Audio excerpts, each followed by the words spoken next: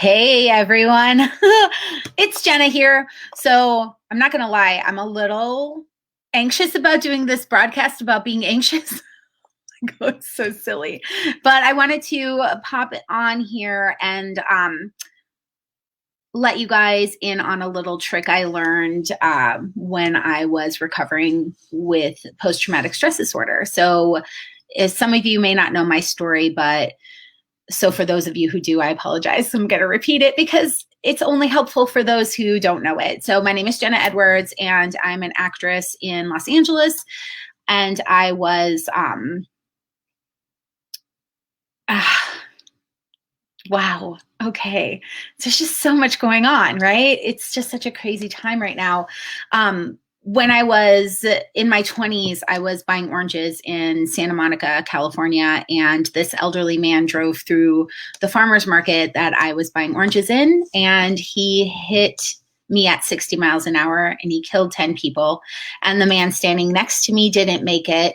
I saw 3 people die that day, and I suffered severe post-traumatic stress disorder, and the PTSD manifested in my inability to read. I stuttered when I talked. I would forget basic words. And I was having up to 3 flashbacks a day that would send me into panic attacks that would make me pass out. I didn't sleep for 8 months, and I ended up in the hospital so that they could regulate my sleep patterns. And while I was there, I was still obviously having a ton of flashbacks and anxiety attacks, because just because you go to the hospital doesn't mean everything magically gets better. And the way it was described to me was that when we're in panic mode, when something happens like a car accident, like happened to me, or this virus that's happening to the entire world right now, all of this panic that's going on in the world is creating extra anxiety because our bodies are, at their core in fight or flight mode.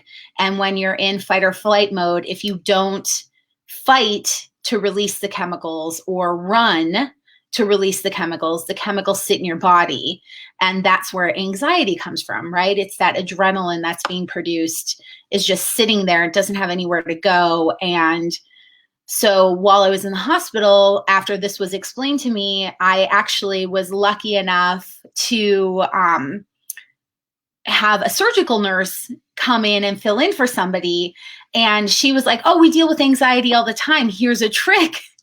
And by the way, you guys, I've been dealing with this for 8 months at this point, like massive. I can't sing anymore. And I used to be a pretty decent singer because of all of the like hyperventilating that was going on.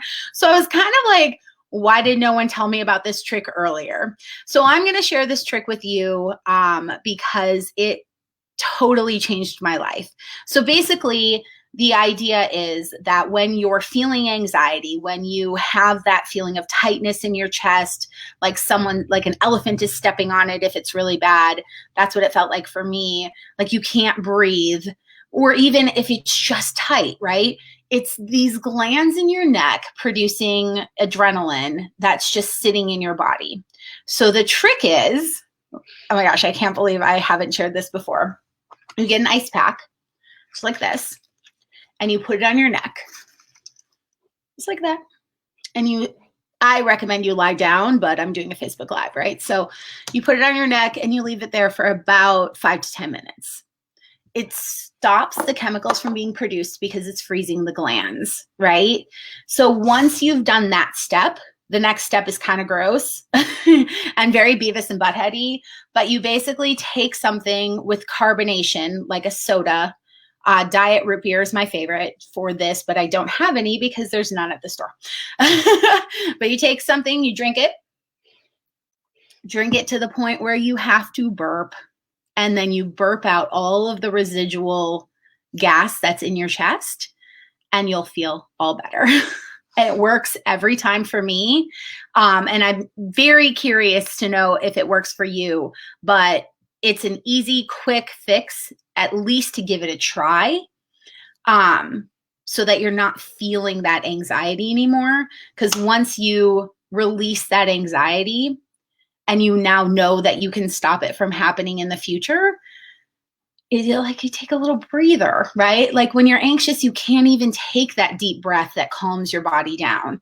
I just did a Facebook Live for a friend in her group full of students. And one of the things that we were talking about was that we have choice. And my friend Katie Jeffcoat, who is on here right now, hi, Katie, she and I talk about choice all the time.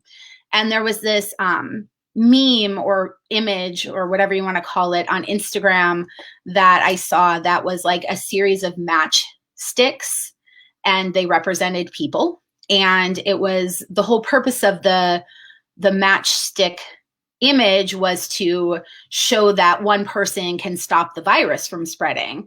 And as I was describing it, so it's basically like 4 matches that are burned out and 1 match that's below, so it couldn't be caught on fire. And then the rest of the matches are fine, right? So it's showing that one person can make a difference. And while we were in the Facebook group, I was talking and I was reminded that that's the same with anxiety. If we all commit to not spreading anxiety and going inside and dealing with our own anxiety, the world is not going to be in panic. Okay, so hopefully this trick helps you. I'd love to hear if it did. Leave me a comment. And you guys, we're all in this together. It's all going to be okay. I'm going to be doing a series of Facebook Lives while I'm in quarantine. So let me know if there's anything you want me to talk about. And until then, I'm sending you virtual hugs until I can get to hug you in person, hopefully one day.